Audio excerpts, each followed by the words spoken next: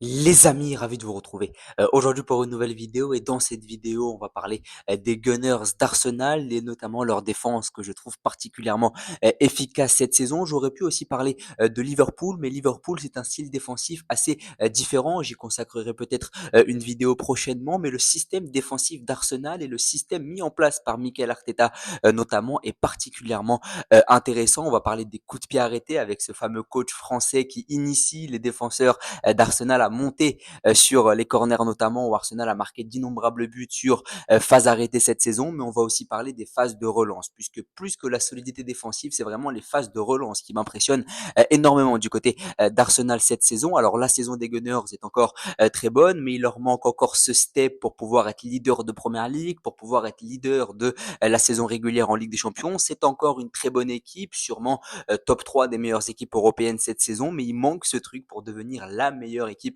européenne. Il manque peut-être ce tueur devant et il manque peut-être une certaine efficacité, comme je l'ai dit, offensivement avec des mecs qui peuvent, pourquoi pas, tuer. Bukayo Saka est en train de le devenir petit à petit, mais moi, c'est pas l'attaque d'Arsenal qui m'impressionne en premier lieu, c'est vraiment cette défense centrale. Et on va parler de cette défense. Il convient tout d'abord de dire qu'Arsenal est la deuxième meilleure défense de Première Ligue derrière Liverpool. C'est aussi une équipe qui n'a encaissé que 2 buts en saison régulière de Ligue des Champions cette saison. Une seule défaite, c'était face à l'Inter Milan. Donc on voit que cette équipe d'Arsenal réalise encore une fois une très bonne saison et défensivement, tu as vraiment passé un step en plus. Et pourtant, il y a énormément de blessés dans cette défense d'Arsenal. Calafiori notamment, qui avait pour coutume depuis le début de la saison d'évoluer sur le flanc gauche. Sa lenteur a pu être un défaut, mais globalement, je trouve qu'il a plutôt assuré le boulot. Zinchenko, qui pouvait aussi dépanner du côté gauche, du côté d'Arsenal, lui aussi est blessé. Lui, c'était un style un peu plus offensif. Il y a Gabriel, évidemment, le pendant de William Saliba dans cette charnière centrale, cette défense très jeune qui marchait super bien. Saliba droitier, Gabriel gaucher, des joueurs qui étaient anciennement en Ligue 1, qui montrent qu'Arsenal est capable d'aller piocher des jeunes joueurs du côté de l'Hexagone de manière assez intelligente. Gabriel aussi s'est blessé et au début de la saison, beaucoup disaient que Saliba Gabriel c'était la meilleure charnière centrale du monde et c'est vrai qu'on en était pas loin sur le début de saison, mais Gabriel aussi s'est blessé. Ben White également, l'ancien de Brighton, qui évoluait sur ce côté droit, axe droit, un peu dans ce rôle un peu hybride où il combinait beaucoup avec Bukayo Saka sur les phases offensives, ça passait à une défense à 4 et puis sur les phases défensives, il revenait constituer une défense à 3 avec Saliba et Gabriel. Lui aussi s'est blessé et Tomiyasu, le japonais, qui pouvait constituer une bonne option en sortie de banc, a également été blessé. Donc il y a énormément de blessés dans cette défense et pourtant ça continue à bien fonctionner et il n'y a qu'un seul mot pour comprendre pourquoi est-ce que ça fonctionne aussi bien, c'est l'animation. L'animation de Mikel Arteta sur les phases défensives est particulièrement intéressante et je vais prendre en exemple le match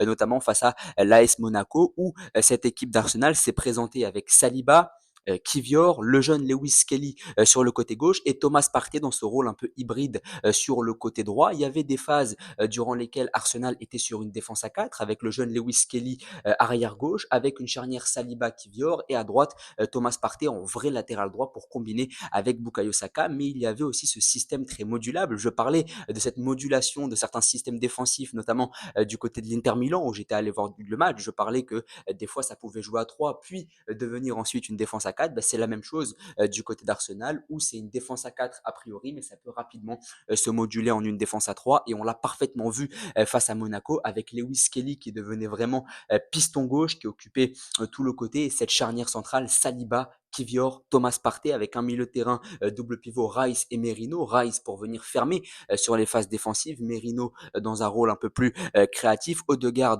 en numéro 10 et Jesus et Martinelli devant. Donc on voit que c'est un système qui est particulièrement modulable, notamment sur les phases défensives. Et malgré les très nombreuses blessures, ce qui compte, c'est vraiment l'animation, parce que je ne pense pas que Thomas Partey soit formé à la base pour être central ou pour être latéral droit. Je ne pense pas que Kivior soit un défenseur central de très très haut niveau à la base, mais pourtant dans cette animation défensive, ça fonctionne particulièrement bien. Et ce qui m'intéresse le plus et ce qui est vraiment le plus important à souligner, c'est les phases de relance où systématiquement sur ce match, notamment face à Monaco, les attaquants monégasques avaient un temps de retard sur le pressing. Tout d'abord puisque il y avait cette relance à 3 qui donnait une option de passe en plus, puisque Mbolo était le seul attaquant de pointe du côté de l'AS Monaco, donc il pressait un peu dans le vide. Il n'était pas vraiment accompagné par Ben Seguir et par Marnez à Kliouche et donc ça permettait à Arsenal de le relancer plutôt sereinement. Mais même quand Monaco venait vraiment presser, il y avait toujours cette option de passe en plus et cette qualité technique pour s'en sortir, dû au fait que Thomas Partey est un milieu de terrain à la base, donc il a une capacité à se sortir du pressing qui est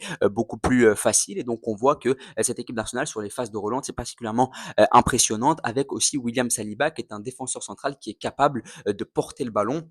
Il l'avait déjà montré du côté de l'Olympique de Marseille. Saliba, c'est peut-être le seul défenseur central de top niveau qui est capable de porter le ballon vraiment très très haut. Il a vraiment une conduite de balle qui est particulièrement intéressante et qui permet à Arsenal de gagner des mètres. On reproche souvent aux défenseurs centraux de se cantonner à la relance, à la passe, à la passe juste finalement, et de ne pas conduire le ballon. Et je trouve que Saliba est vraiment un défenseur, l'un des rares défenseurs qui a une technique soyeuse, qui est capable vraiment de gagner beaucoup de mètres, faire gagner du terrain à cette équipe d'Arsenal, et ça se voit parfaitement. Même chose avec Rice dans le milieu de terrain. Rice, c'est vraiment un joueur qui est capable d'avaler des mètres en conduite de balle. Ce sont des joueurs qui savent conduire le ballon. Et ça, c'est particulièrement intéressant. Comme je l'ai dit, Thomas Partey, c'est un milieu de terrain à la base, donc il a l'habitude de conduire le ballon dans le milieu de terrain, puisque quand tu es au milieu, il faut quand même une technique supplémentaire par rapport à un simple défenseur. Et on voit vraiment que cette équipe a des défenseurs qui sont capables de porter le ballon. Et ça, c'est vraiment la chose la plus impressionnante. Donc oui, Arsenal dispose d'un arsenal défensif, c'est le cas de le dire, de grande qualité, avec des joueurs qui savent très bien défendre. Mais la principale qualité des défenseurs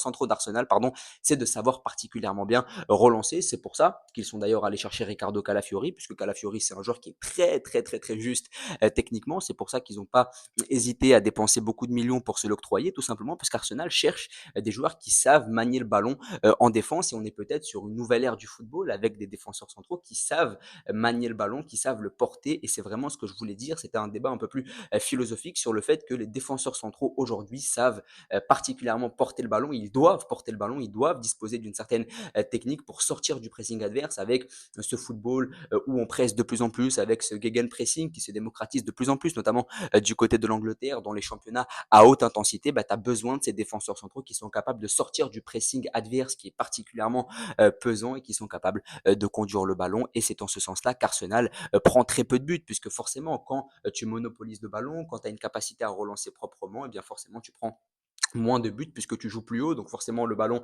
est plus éloigné de ta cage durant une grande partie du match, et ça te permet aussi de relancer proprement vers tes joueurs un peu plus offensifs. Et ce qui fait la différence aussi du côté d'Arsenal, c'est le fait que tu as des attaquants qui font tous les efforts. Bukayo Saka, il y a certaines phases où il devient piston droit, donc ça l'oblige à venir faire les efforts défensifs. On a vraiment une équipe aussi qui est très solidaire, avec un discours aussi qui passe, puisque oui, l'animation tactique, c'est très bien, mais il y a aussi un discours qui passe avec des joueurs qui sont toujours au diapason défensivement du côté d'Arsenal. Le premier offensif, notamment Gabriel Jesus, qui ne lésigne pas sur les efforts, et ça te donne donc un collectif très fort. Maintenant, la seule limite d'Arsenal, et c'est ce qui existe du côté des Gunners depuis qu'Arteta est arrivé, c'est ce manque de tueurs devant le but. Oui, c'est un collectif très fort, mais il n'y a aucune tête qui dépasse, il n'y a aucun mec qui va venir te faire gagner le match, et ça, évidemment, ça peut être problématique. En tout cas, l'avenir de la saison d'Arsenal s'annonce plutôt radieux, même si Liverpool a pris une grande avance en première ligue. Les Gunners peuvent encore espérer quelque chose avec le déclin de Manchester City. Gare à Chelsea aussi, hein, qui commence à se lancer dans la course. Il y a aussi Nottingham, Aston Villa, qui sont des équipes plutôt intéressantes. En Ligue des Champions, Arsenal est troisième de la saison régulière, donc je pense que les Gunners vont se qualifier pour les huitièmes de finale. Donc évidemment, ça reste à voir sur la suite de la saison. En tout cas, n'hésitez pas à me dire ce que vous en avez pensé, à vous abonner, à liker et à partager. Merci beaucoup.